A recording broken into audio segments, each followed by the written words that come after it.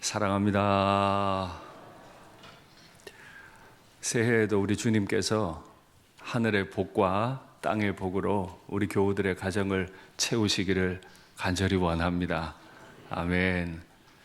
우리 하나님 아버지께서는 이 죄인들을 너무 사랑하셔서 당신의 독생하신 아들을 우리에게 주셨습니다. 그 하나님의 아들께서도 우리를 너무 사랑하셔서 자신의 몸과 그 피를 우리에게 주셨지요. 그분이 우리에게 주신 것에 감사해서 우리는 예물을 가지고 성전으로 올라갔습니다. 그러나 그 성전에 올라갈 때 그냥 올라가면 안 되고 함께 즐거워하라고 명령하셨습니다. 그리고 그 즐거움은 우리끼리만의 즐거움이면 안 되고 레위인, 객, 고아, 과부, 힘든 사람들까지도 다 초청해서 그들에게도 즐거움을 나눌 수 있어야 한다고 말씀하셨어요.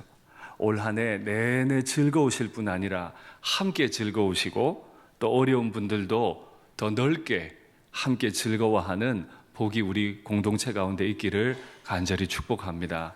아멘.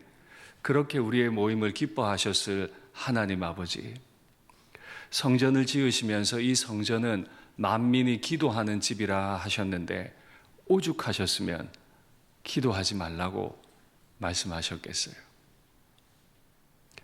그런데 주님께서는 또한 무엇이든지 구하면 다 받게 될 거다 약속도 해주셨습니다. 이 예수님의 마음을 우리가 조금이라도 알고 그 앞에서 엎드려 겸손하게 기도하고 하나님을 많이 누릴 수 있으면 좋겠습니다. 예수님께서 성전을 정결하게 하시고 그 다음 날 다시 성전으로 들어가서 가르치셨다라고 마태는 기록합니다. 하루 지났는데요. 어떻게 예수님께서 어제 다 내쫓으신 사람들 다시 들어왔는지 어쨌는지 다 엎어버리셨는데 정리는 됐는지 모르겠습니다. 그 자리로 예수님이 다시 오셨겠죠? 그곳에서 말씀을 가르치니까 어제 예수님이 하신 일로 인해 가장 큰 타격을 받았을 거라고 예상되는 사람들, 대제사장과 백성의 장로들이 예수님께 왔습니다. 하고 싶은 말이 있었겠죠. 그래서 예수님께 와서 물었습니다. 도대체 네가 무슨 권위로 이런 일을 하였느냐? 누가 권위를 주었느냐? 권위의 문제를 가지고 얘기하십니다. 예수님은 실제로 권위를 사용하셨어요. 내 아버지의 집이라고. 강도의 소굴을 만들지 말라고. 굉장히 권위 있게 말씀하셨기 때문에 대제사장과 백성의 장로들 입장에서는 묻고 싶었던 거죠. 무슨 권위냐? 누가 줬냐? 사실 이 말을 가만히 생각해 보면 그 대제사장들, 백성의 장로들 머릿속에 한 가지 명제가 있었어요. 권위는 나만 가지는 것이다. 권위는 우리 몇 사람만 가지는 것이다. 그리고 이 권위는 우리가 나누어 주는 것이다. 나는 예수 너에게 이런 권위를 준 적이 없는데 도대체 너는 누구로부터 이 권위를 받았고 어떤 권위를 가지고 이 일을 했느냐라는 질문인 거잖아요. 어느 종교든 막론하고 제사장 계급이 늘 문제인 것 같아요. 신을 빙자해서 신 가까이 있다는 이유로 자신이 최고예요. 자신만 권위를 가져요. 자신이 권위를 나눠줄 수 있다고 착각하고 있는 거죠. 우리 안에 이런 오만한 마음이 없기를 바라고 특별히 한 지역교회 담임 목사인 저를 위해 기도하실 때 제가 이런 오만함에 빠지지 않도록 기도해 주시기를 바랍니다. 그래서 정말 우리 공동체는 하나님 앞에 그 누구도 가까이 겸손하게 나가는 우리가 되면 좋겠습니다. 그런데 예수님께서는 즉답을 회피하시고 다른 질문을 던지세요. 이건 예수님이 비겁하게 행동한 게 아닙니다. 예수님의 질문 안에 답이 있고 예수님의 질문을 통해서 대제사장, 백성의 장로들의 위선을 드러내기 원하셨던 거죠. 나도 너희에게 하나만 물어보자. 요한의 세례는 어디로부터 온 거냐? 요한의 그 권위 있는 세례는 하늘로부터 온 거냐? 사람들로부터 온 거냐? 예수님께서 굳이 지금 세례 요한을 언급하신 이유는 분명합니다. 세례 요한은 사람들에게 정말 많은 인기를 가지고 있었죠. 그러나 인기가 문제가 아니고요. 그 인기와 함께 오늘 본문 마지막 절에서 말씀하시듯 요한은 의의 도를 선포하고 있습니다. 요한이 선포하고 있는 이 말씀은 메시아의 오실 길을 예비하는, 정말 하나님이 주신 권위를 가지고 말씀을 전하고 있는 거죠. 예수님은 그걸 아시기 때문에 이렇게 물으신 거예요.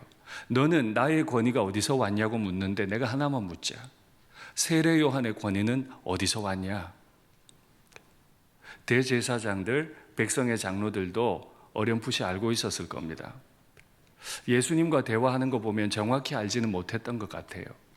그러나 어렴풋이는 알고 있었던 게, 하늘로부터 왔다고 대답하면 그러면 대제사장들 너희들 왜 세례 요한을 안 믿는데? 라고 혼날 것 같고, 땅으로부터 사람으로부터 왔다 그러면 수많은 백성들이 세례 요한은 하늘의 선지자라고 이해하고 있기 때문에 백성들이 자신들을 향해 저항할 것을 걱정했던 거죠. 이렇게도 저렇게도 대답을 못해요. 그래서 가장 어정쩡한 대답을 한 거죠. 모르겠노라. 정말 권위 있게 이방인의 뜰, 여인의 뜰, 남자들의 뜰, 제사장의 뜰 다 나눠놓고 하나님과 가장 가까운 것처럼, 하나님의 법을 가장 잘 아는 것처럼 행동해놓고, 지금도 예수님께 내가 너에게 권위를 준 적이 없는데 도대체 너는 무슨 권위를 가지고 이렇게 행동하냐? 라고 물었지만, 사실 예수님의 질문에 대해 그들이 대답할 수 있었던 건 모르겠습니다. 저는 이들의 대답을 보며 제 자신을 한번 생각해 봤어요. 나는 아는가? 이 대제사장들 정말 몰랐던 거 맞나? 혹은 반대로 진짜로 몰랐던 거 아니야? 여러분의 생각은 어떠세요? 이 종교 지도자들은 세례 요한의 세례가 어디로부터 왔는지 알았을까요? 몰랐을까요? 그래서 저는 어렴풋이 알았다는 어중간한 말을 썼는데요. 정말 몰랐을 것 같아요. 진짜로 알았더라면, 세례 요한의 입을 통해 선포되고 있는 이 회개의 복음이 진짜 하나님으로부터 온 것이라는 걸 몸소 알았더라면, 그들이 지금 성전을 강도의 소굴로 만들어 갈 수 있었을까요?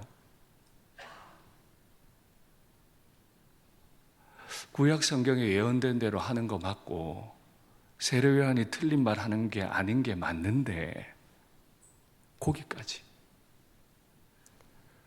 진짜 여호와 하나님, 이 거대한 성전의 주인이신 하나님, 만물을 창조하신 여호와께서 세례 요한에게 권위를 주셨다는 걸 진짜로 알았더라면,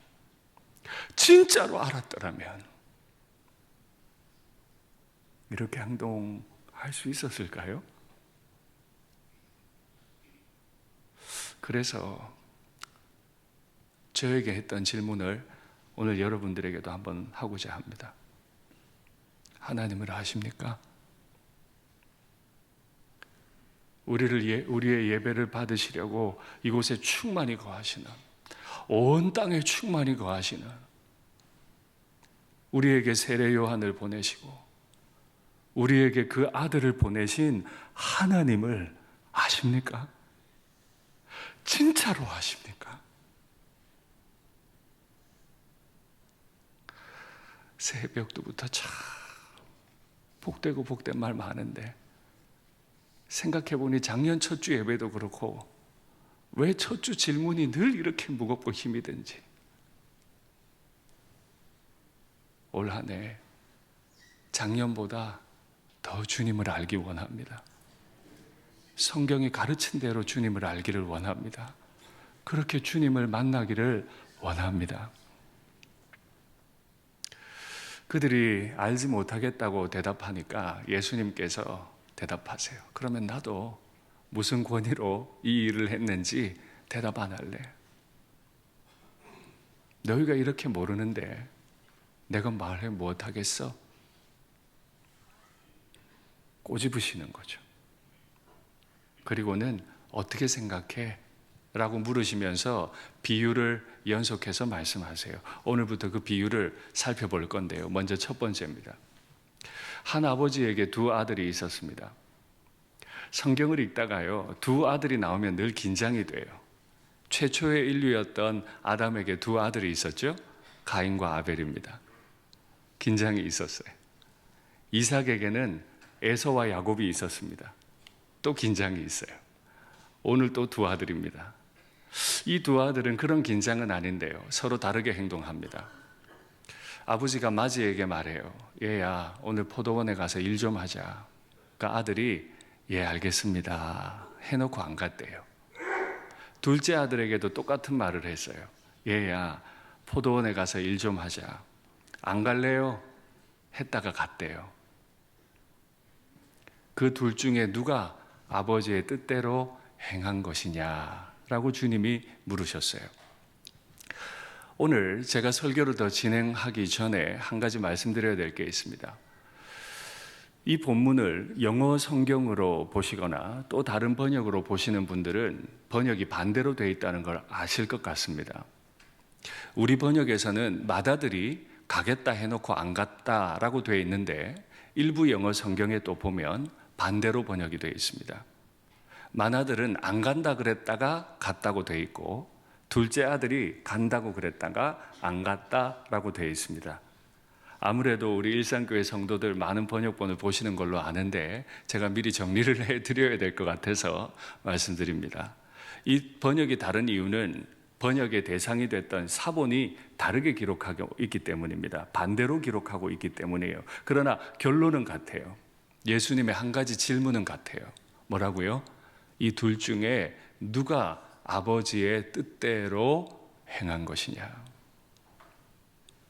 첫째입니다, 둘째입니다 답을 했겠죠? 번역이 다르니까요.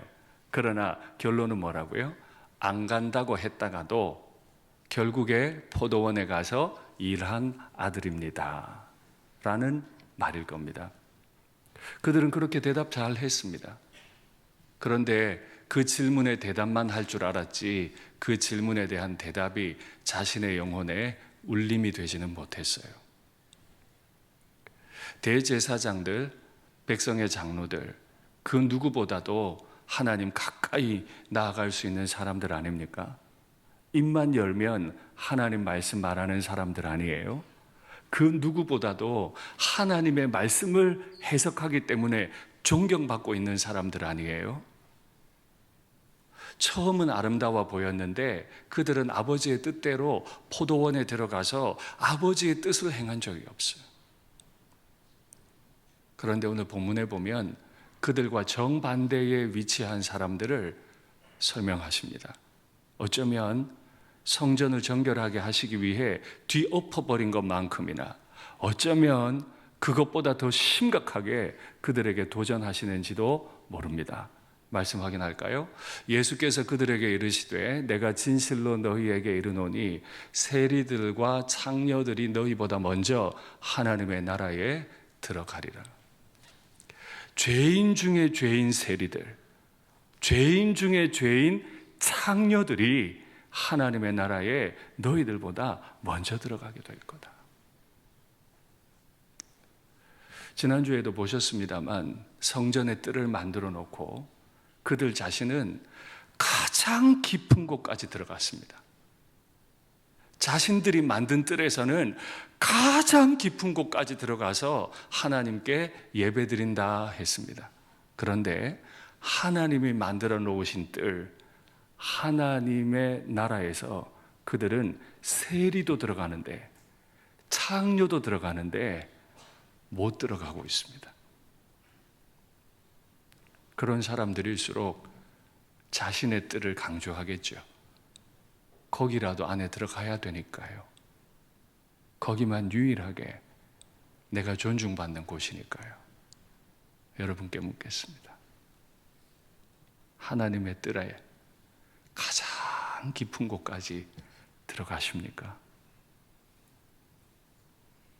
사람이 만들어 놓은 지성소 말고 하나님이 만드신 지성소 그 가장 깊은 곳까지 들어가서 하나님을 경험하시고 하나님께 예배하시고 하나님께 기도하고 계십니까? 다음 말씀 볼까요?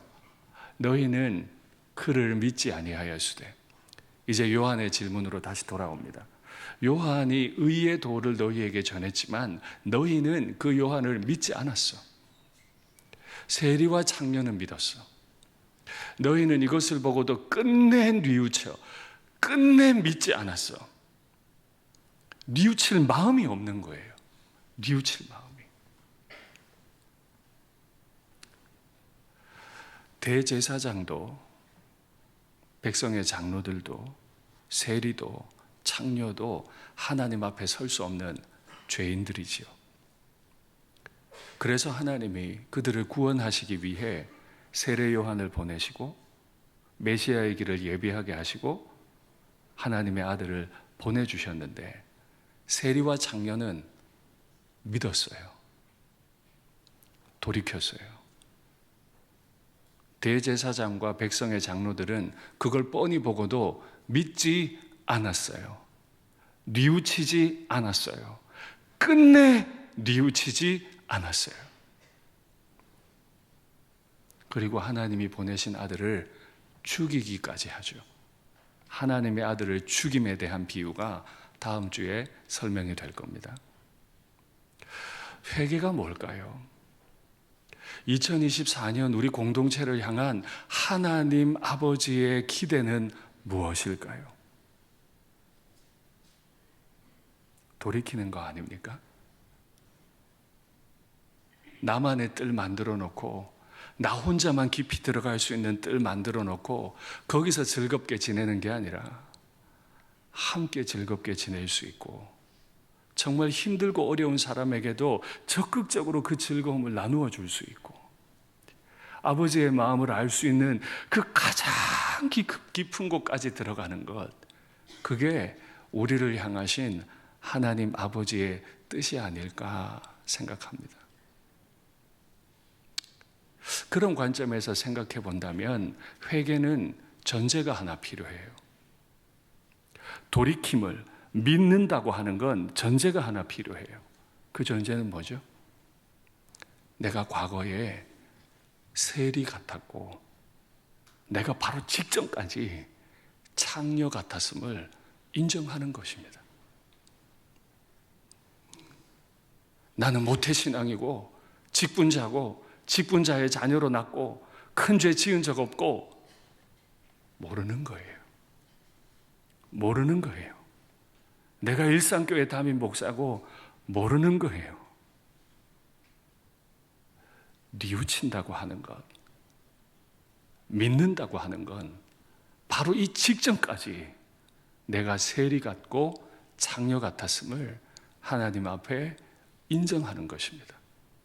두 번째요. 돌이킨다고 하는 것은 진짜 돌이켜 자리를 옮기는 것입니다. 과거의 자리에 머무는 게 아니고 현재의 자리로 건너와서 이 현재의 자리에서 자신을 증명해내는 것이죠. 예를 한번 들어보겠습니다. 이 창녀라고 하는 말이 오늘 본문에 나왔기 때문에 이 단어를 가지고 민망하지만 한 가지 예를 들어보겠습니다. 바로 직전까지 나는 창녀와 뒹굴었습니다. 근데 이게 잘못된 줄 알고 돌이켰어요. 다시는 창녀를 안 만나고 있습니다. 창녀는 안 만나고 있는데 인터넷 영상을 열어서 끊임없이 야한 영상, 야한 여성들을 탐닉하고 있다면 묻겠습니다. 돌이킨 것입니까? 안 돌이킨 것입니까? 남들이 볼 때는 창녀들을 만나지 않는 것 같습니다. 하나님이 보실 때도 그럴까요? 과거의 큰 죄라고 가정하십시다. 과거의 큰 죄는 돌이켰고 그 자리에 내가 있지 않아요. 근데 그 큰 죄가 부스러기가 돼서 그대로 그 양 그대로 내 삶의 파편으로 나누어져 있다면 난 회개한 것입니까? 회개를 안 한 것입니까? 이 돌이킴, 뉘우침이라고 하는 이건 마음 다 무너지는 일이에요. 예, 창녀가 뒹굴지 않죠. 그러나 여성을 탐하는 마음이 있잖아요. 헌금을 도둑질하진 않죠. 그러나 형제와 함께 즐거워하고 가난한 이들에게 내 재정을 나누어 줄 만큼 하나님의 뜻을 따르지는 않죠. 회개한 겁니까? 회개를 안 한 겁니까? 이대로 새해를 맞이할 수는 없잖아요. 10개의 죄가 모여 큰 하나 덩어리였는데, 그게 남들에게 볼 때 큰 죄였는데 이거 다 깨부쉈더니 세상에 하나하나 조각난 10개가 내 삶에 새로 기다리고 있다면 새로워진 겁니까? 안 새로워진 겁니까? 첫 주의 설교가 무거워서 저도 참 마음이 안 좋습니다. 제 자신을 돌아보니 그래요. 이런 묵상을 하다 보니 제 자신에 대한 비유어가 하나 떠오르더라고요. 그래서 말씀을 확인했습니다. 시편 말씀입니다. 이는 그가 우리의 체질을 아시며 우리가 단지 먼지뿐임을 기억하심이로다. 우리의 체질은 뭐예요? 10개의 죄를 그대로 가지고 있는 것. 때로는 이게 한 뭉치가 돼서 크게 보이지만 어느 때는 다 나누어져서 없는 줄 알았는데 사실은 있는 그것.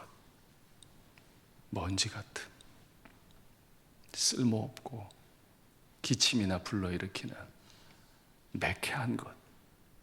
그것이 나의 체질이라. 어떻게 하면 좋죠? 어떻게 하면 좋아요? 그래서 이 먼지 같은 이들을 위해 하나님이 하신 일이 있어요. 확인할까요? 동일서에서 먼 것 같이 우리의 죄과를 우리에게서 멀리 옮기셨으며. 불가능해. 불가능해. 먼지같이 살지 않는 게 우리로서는 불가능해. 그래서 하나님이 이 먼지 같은 인생들에게 내려줬던 죄의 저주, 그걸 옮겨버리셨어요. 그냥 옮기기만 하면 자기가 깨끗한 줄 착각해요. 그래서 여전히 한 개씩 나누어진 그 10개의 죄를 또다시 탐닉하고 말 거예요. 그래서 하나님이 정말 무서운 일을 하나 행하셨는데요. 율법에 따르면 속죄일이 되면 양 한 마리는 제사로 지내고 양 한 마리를 제사장이 안수를 합니다.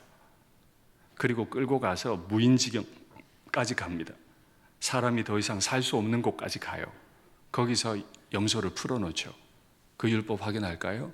염소가 그들의 모든 불의를 지고 접근하기 어려운 땅에 이르거든 그는 그 염소를 광야에 놓을지니라.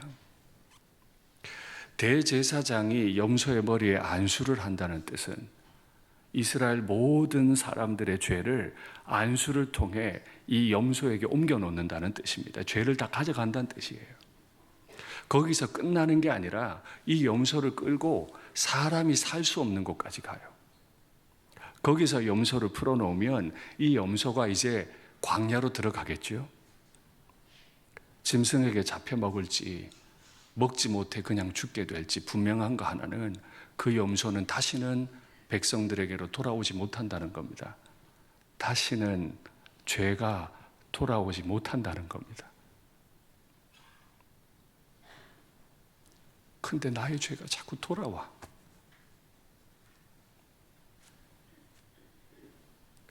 무인지경으로 보냈는데 쪼개졌을 뿐 여전히 죄의 파편들이 먼지같이 제 영혼을 더럽히고 괴롭혀요.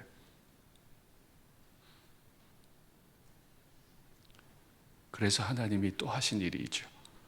또 한 마리의 양을 준비하셨어요. 확인할까요?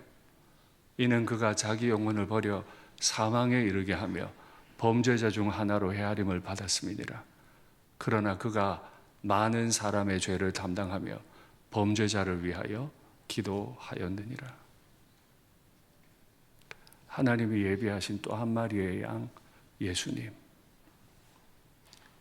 그 예수님이 이 죄인의 죄를 지고 영문 밖으로 가셔서 골고다 언덕에 오르셔서 그 십자가에 못 박혀 죽으심으로 그 죄는 이제 우리에게 오지 않을 겁니다. 그 죄의 저주는 우리에게 오지 않을 거예요. 우리는 오늘 그 골고다로 올라갑니다. 또다시 올라갑니다. 그 십자가에 내 죄를 안수하심으로 내 죄를 다 옮겨받으신 범죄자 중 한 사람이 되어버리신 하나님의 아들을 처절하게 만납니다. 가장 깊은 곳, 하나님이 만들어 놓으신 가장 깊은 하나님의 뜰 가운데로 우리는 오늘 올라갑니다. 그 자리에서 나 대신 죽으신 하나님의 아들을 봅니다. 내 죄는 산산조각이 납니다. 다시는 그 죄가 날 괴롭히지 못하도록 도우실 겁니다.